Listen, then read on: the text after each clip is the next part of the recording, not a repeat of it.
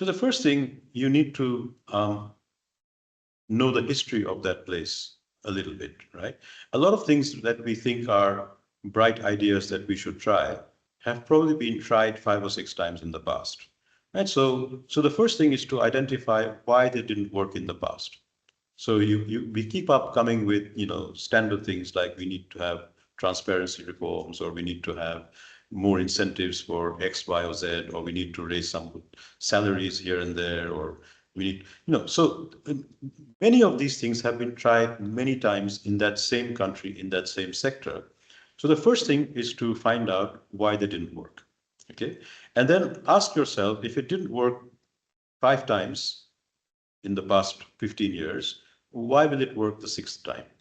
And what's different about what I'm suggesting here? So this is the first thing is know the history and know the country. And people in developing countries aren't silly, we don't need someone to come along and say, this is how you should do it. It's either been tried and failed, or it hasn't been tried for some very good reasons. So this is the first step. The second step is, when you come up with a policy idea, it's really useful to ask 2 questions around that. One is, when I'm trying to implement this, who in their own interest will help me to implement this? Not an NGO, not, a kind of caseworker, not the development partner, but who are the actors out there in society who benefit from this policy and out of their self-interest will help to enforce it? And do they have the power to take on or resist those whose interests are against that policy? In other words, is there a demand side for your policy? Is there someone out there who's going to run with it on their own? And if they don't exist, what do you need to do to create that ecosystem where your policy will work? So that's the first thing to ask, who is going to support this? And the second question to ask, which is somewhat more tricky, is who is likely to block this? And who is likely to block this and distort it and take the resources somewhere else requires a lot of micro understanding of how systems work in developing countries. Often a lot of things happen which is not in plain sight. You need to understand how bureaucracies work, how the business world works, how people work. And a lot of things happen in developing countries informally. And the informality is not cultural, it's not random, it's not that people haven't been properly educated. The informality reflects the power structure. So once you look at how things are happening informally, you will have a good idea of who are the powerful and why they are being able to divert resources in ways that suits them. So once you have these 2 things, you need to ask yourself, how do I now design a policy knowing all this, knowing how people who want it will respond and who don't want it will respond? How is this policy going to play out just in terms of an intellectual exercise? And if you think that your policy is so well designed that the people who are beneficiaries have such a clear interest in making it work, and they can block the people who might want to divert or block these resources, and you can't, and your analysis tells you that the people who will block it will have no response that is sufficiently strong to divert these resources through corruption, through informal influence, and so on. Only when the answer to this is no, I can't see how they can do that, you have a policy. Okay, now, so this is a thought process, but to validate this thought process, you need a lot of analysis. And we have in our SOAS ACE website, we have a lot of papers on methods and how you think through and examples of how you can do that. So if you're interested, we can send you the links to that, but you can also search on our website. But the fundamental point at the end of it is that, policy is not unilinear. As soon as you have a policy, there will be a response to that policy. There will be a counterattack. There will be someone who is going to try and interpret this policy or implement this policy or whatever in a way that suits their interest. And most policies fail because we haven't figured out how people will respond to that policy. So you might give money to SMEs thinking that this money will generate a lot of SME development. But in fact, you haven't figured out that in that locality, the powerful people will set up fake SMEs to get this money and use it for something else, and you won't be able to stop them. It's as simple as that, right? So if you haven't figured out how the powerful will game the system, how they will use that policy to take that resource somewhere else, and who can block it, and the real SMEs might not be powerful enough to do anything, then you have a pointless policy, which will not only not achieve SME growth, it will actually end up with non-performing loans and a lot of debt on someone's books. So that's basically the common sense approach. Figure out how the other side will respond.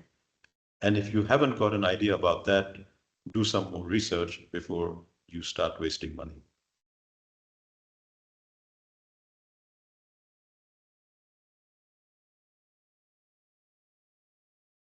So one of the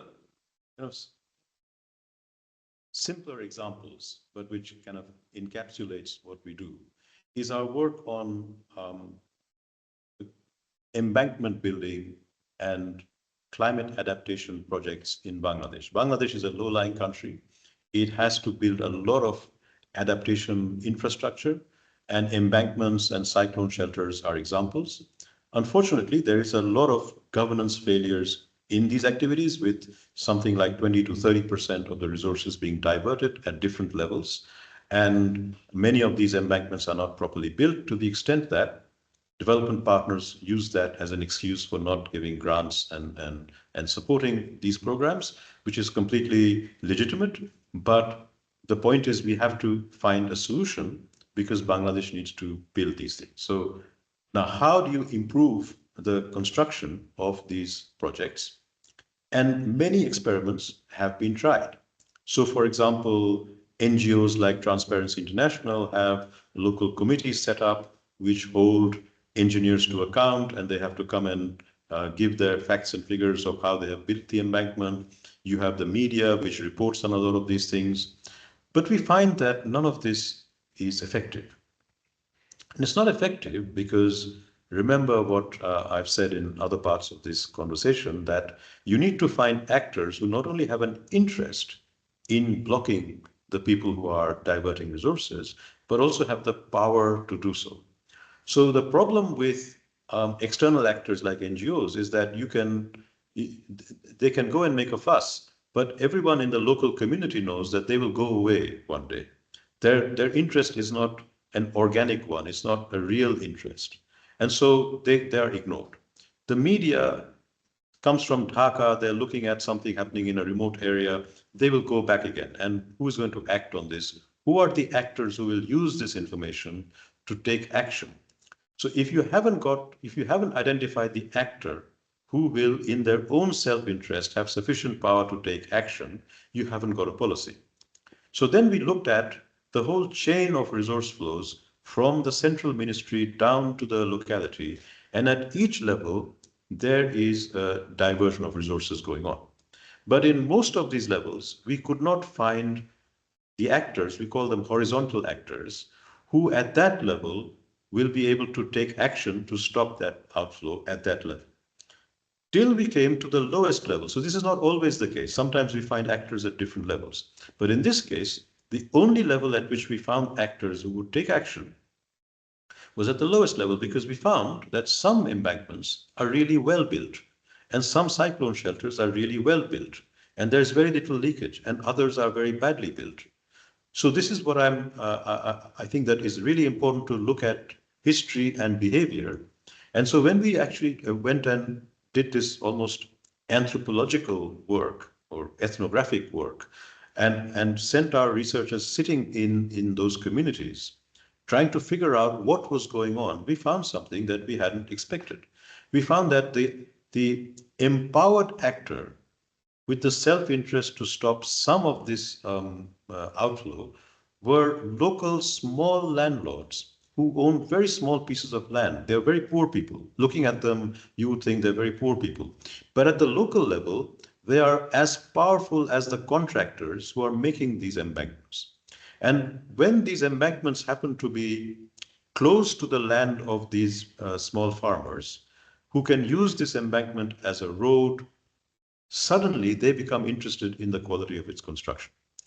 If the cyclone shelter is being built in a place where the local community can use it as a school or a shopping center, suddenly the quality of construction becomes better because the local community starts putting the horizontal checks on the contractors. Now, interestingly, the law in Bangladesh says all these climate adaptation projects have to be dual use. So embankments should be used as roads and cyclone shelters should be used as something else. But that's just the law. The law is not enforced or enforceable because no one has taken that seriously. So what we suggested was one way of actually leveraging the behavior that we already see in action is to say that these climate adaptation projects must have 3 or 4 possible locations where the embankment could be built. The contractor should submit 3 or 4 locations, which in Bangladesh, because it's a flat country, the embankment could be built in several places in the local community, and then let the village decide where it wants that location. And that location will be the one which has of maximum immediate benefit to the local community, which will then trigger the horizontal checks, which then we already know from the evidence reduces corruption and improves outcomes. And then when we tested this hypothesis, we found this is indeed true. So this is an example of a kind of policy design, which is just tweaking the existing laws and saying the law already says you have to have dual use. Well, how do we know what is dual use? Provide 3 or 4 locations for this infrastructure. Let the local community decide on dual use. And our hypothesis is that from all the observations we have and the surveys we have done, the outcome will improve because they already have improved.